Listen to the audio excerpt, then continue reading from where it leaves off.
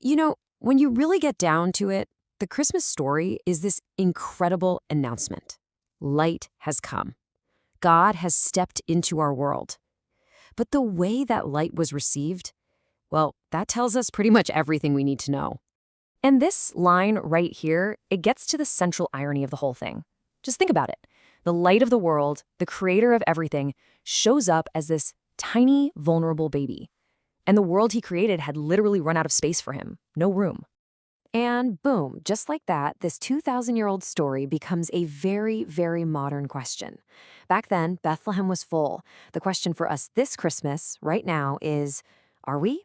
Do we actually have any room? To really get this, let's just zoom in on Bethlehem for a second. The town was buzzing, it was chaotic. Why? A government census. So everyone was distracted, they were busy, focused on their own obligations. The innkeeper wasn't some evil guy, the inn was just full. And that simple fact of being full became a barrier. It was like a fence that kept a miracle out. It reminds me of this story about a missionary who visited a small village. A local man insisted on hosting him, and to do it, he moved almost all his furniture outside just to create a clean, open space. His reason was simple. When an important guest is coming, you make room. Bethlehem, in all its chaos, just didn't realize who was knocking. So this is the key takeaway from that night. The miracle was there. God did come. Heaven was knocking on the door, but the town was just too crowded, too full, too distracted to even notice. The opportunity was right there, but it was missed. And this is where the story stops being about ancient history and starts being about our own hearts. That no vacancy sign in Bethlehem, it actually points to a spiritual condition that we all deal with today. Oh yeah, we do it all the time, don't we?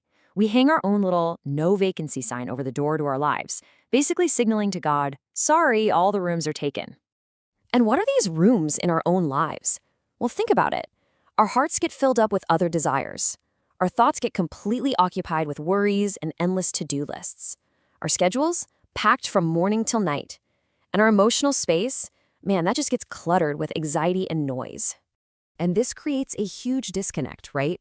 We say, God, I really want your peace, but our inner world is so frantic and noisy that there's no quiet place for the Prince of Peace to even enter.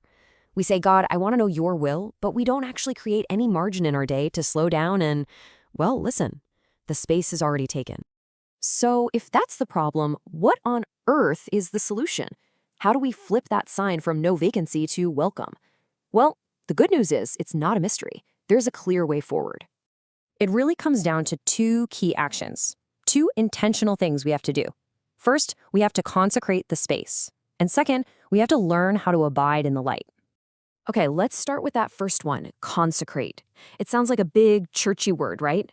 But all it really means is intentionally clearing out and setting apart a space in advance for God to work. It's like in the Old Testament, right before God did this huge miracle and parted the Jordan River, Joshua told the people, consecrate yourselves. Basically, make room before the miracle even happens. And this ties perfectly back to the Christmas story. I mean, think about it. Mary and Joseph didn't offer God a palace. They offered a stable. It wasn't fancy, it wasn't perfect, but it was available. And that's the whole point. God isn't waiting for us to be perfect. He's just looking for our availability.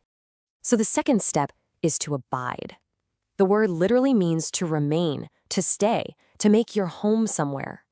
See, Christmas is God's invitation to us. He's not just dropping by for a holiday visit. He actually wants to move in, to dwell with us. Abiding is us saying yes to that invitation for a real, continuous relationship. And this really gets to the heart of it all. It's about shifting our perspective from treating Jesus like a guest we have over for Christmas dinner to recognizing him as the Lord of the house every single day of the year. And that means you've always got to keep a room ready for him. Now, I know you might be hearing all this and thinking, okay, but my life is a mess. My innocents are total disaster. If that's you, listen up, because there is some seriously powerful encouragement baked right into the middle of the Christmas story.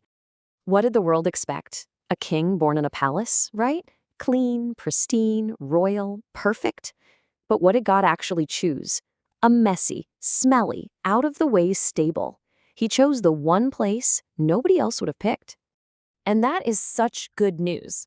You might feel like your life is way more chaotic stable than polished palace. You might feel imperfect, out of order, maybe a little humble. Well, guess what? That is precisely the kind of place God loves to show up and do something amazing. Okay, this brings us to the final, and honestly, the most transformative idea of all. This is what happens when we finally decide to take down that no vacancy sign for good. So I want to leave you with this question to really think about. As you look at your life, your schedule, your worries, your habits, what is just one thing you can lay down right now to make a little more room for the light? Because here is the ultimate promise. Bethlehem missed the miracle because there was no room. But we don't have to repeat that story.